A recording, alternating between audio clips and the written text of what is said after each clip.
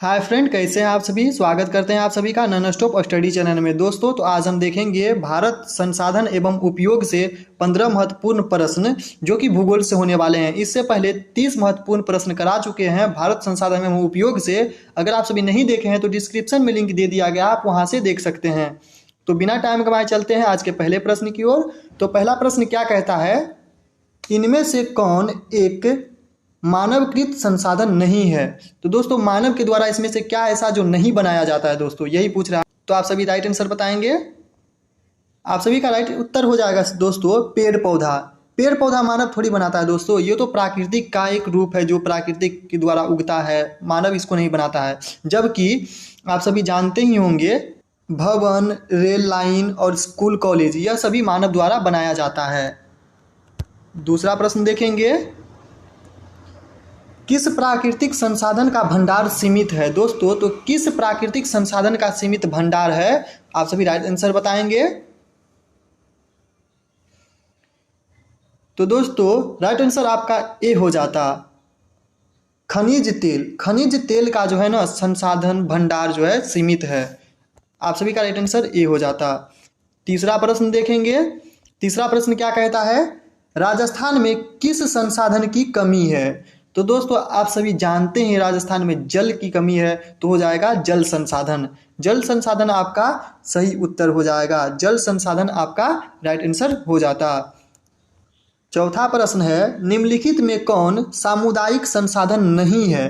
दोस्तों, कह रहा है ना सामुदायिक संसाधन नहीं है, दोस्तों नहीं है पूछ रहा है। तो आप सभी का राइट आंसर क्या हो जाता, कृषि भूमि। दोस्तों, कृषि भूमि जो है ना एक सामुदायिक संसाधन नहीं है। जबकि आप सभी का चारागाह, विद्यालय भवन और श्मशान भूमि यह सभी सामुदायिक संसाधन के अंतर्गत आते हैं। लेकिन यहाँ क्वेश्चन कह रहा है सामुदायिक संसाधन नहीं है, तो दोस्तों कृषि भूमि आपका सही उत्तर हो जाता। पांचवा प्रश्न है, पंजाब में भूमि निम्नीकरण का मुख्य कारण है। तो दोस्तों, पंजाब में भूमि निम्नीकरण का मुख्य कारण क्या हो जाएगा। तो दोस्तों, अधिक सिंचाई। पंजाब में अधिक सिंचाई के कारण ही भूमि का निम्नीकरण होता है। आप सभी का राइट आंसर हो जाता डी, अधिक सिंचाई। छठा प्रश्न देखेंगे। छठा प्रश्न कहता है, काली मृदा का दूसरा नाम क्या है। दोस्तों, काली मिट्टी जो होती है ना उसका दूसरा नाम क्या होता है। तो आप सभी जानते ही होंगे दोस्तों, काली मिट्टी को जो है ना रेगून मिट्टी के नाम से जाना जाता है। बी आप सभी का राइट आंसर हो जाता, रेगून मिट्टी के नाम से जाना जाता है। सातवां प्रश्न है, काली मिट्टी उपयुक्त है। तो दोस्तों, काली मिट्टी किस चीज़ के लिए उपयुक्त है। तो आप सभी का राइट आंसर हो जाता कपास के लिए। दोस्तों, कपास के लिए जो है काली मिट्टी बहुत ही उपयुक्त मानी जाती है दोस्तों, कपास की खेती के लिए। तो आप सभी का राइट आंसर ए हो जाता। आठवां प्रश्न है, सोपानी कृषि किस राज्य में प्रचलित है। तो दोस्तों, सोपानी कृषि किस राज्य में प्रचलित है, तो आप सभी राइट आंसर बताएंगे। तो आप सभी का सही उत्तर हो जाता दोस्तों उत्तराखंड। सोपानी कृषि जो है ना उत्तराखंड में प्रचलित है। आप सभी का राइट आंसर डी हो जाता, उत्तराखंड। नौवां प्रश्न देखेंगे, मेढक के प्रजनन को नष्ट करने वाला रसायन कौन है। तो दोस्तों, मेढक के प्रजनन को जो नष्ट करता है ना उस रसायन का नाम आप सभी पढ़े ही होंगे, आप सभी को जरूर पढ़ाया गया होगा कि मेढक के प्रजनन को नष्ट करने वाले रसायन को हम लोग कहते हैं एंडीन। एंडीन आप सभी का सही उत्तर हो जाता दोस्तों, एंडीन आप सभी का राइट आंसर हो जाता। 10वां प्रश्न देखेंगे दोस्तों।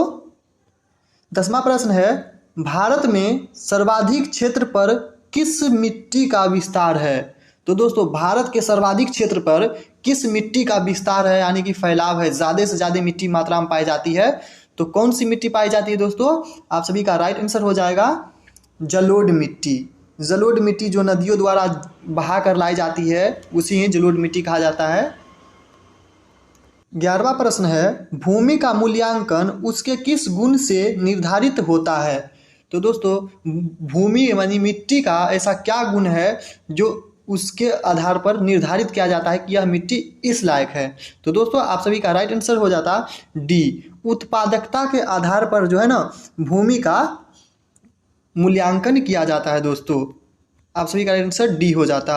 12वां प्रश्न देखेंगे, 12वां प्रश्न कहता है रंग के आधार पर इनमें से कौन मिट्टी का एक वर्ग नहीं है। तो दोस्तों रंग के आधार पर पूछ रहा है ना, तो आप सभी का राइट आंसर क्या हो जाएगा? राइट ऑप्शन आपका डी हो जाएगा, हरी। हरा जो है ना दोस्तों वह भूमि का वर्ग का नहीं है, जबकि लाल मिट्टी, पीली मिट्टी और भूरी मिट्टी भी होती है, इस नाम से जाना जाता है।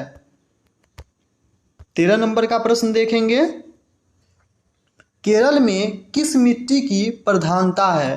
तो दोस्तों केरल में किस मिट्टी की प्रधानता है, आप सभी जानते ही हैं, केरल में लेटेराइट मिट्टी की प्रधानता है। आप सभी का राइट आंसर बी हो जाता, लेटेराइट मिट्टी की प्रधानता है केरल में। 14 नंबर का प्रश्न देखेंगे, इनमें काली मिट्टी का क्षेत्र कौन है। तो दोस्तों पूछ रहा है काली मिट्टी का क्षेत्र कौन है। तो दोस्तों जहाँ ज़्यादा मात्रा में काली मिट्टी पाई जाएगी वही उसका क्षेत्र होगा। तो आप सभी का राइट आंसर हो जाएगा महाराष्ट्र। महाराष्ट्र आप सभी का सही उत्तर हो जाएगा दोस्तों। अंतिम प्रश्न देखेंगे आज का। तो अंतिम प्रश्न में क्या है दोस्तों, अखरौटी मिट्टी किसे कहा जाता है। क्या कहा, अखरौटी मिट्टी किसे कहा जाता है। तो आप सभी का राइट आंसर हो जाता भूरी मिट्टी को। दोस्तों भूरी मिट्टी को अखरौटी मिट्टी भी कहा जाता है। राइट आंसर आपका बी हो जाता। Thank you for watching video my friend. आप सभी अपना प्यार ऐसे ही बनाए रखें।